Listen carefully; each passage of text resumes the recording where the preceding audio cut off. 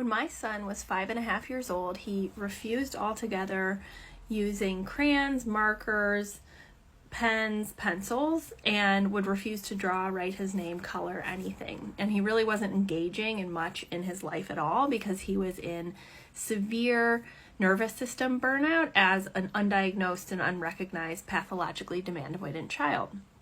So I want to tell you a couple of the things that led him to be able to draw and write again.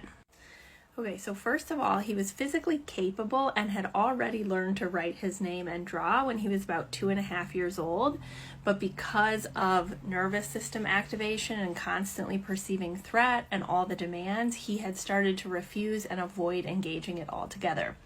So the first place that we saw some interest again was when we completely lowered screen time limits and allowed him to spend much of the day for months on end on a screen.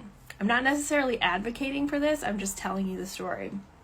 So he would watch both on an iPad and on the television at the same time, and we would monitor content, but he would start pausing things and drawing robots, okay?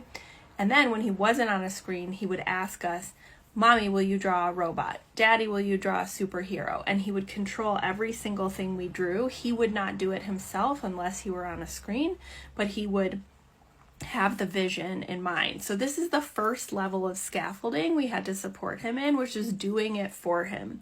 And this is often the case with PDA kids, where you have to start by doing it for them before they perceive safety to even try or engage in it. So for a long time, we would just draw things for him and he would direct us.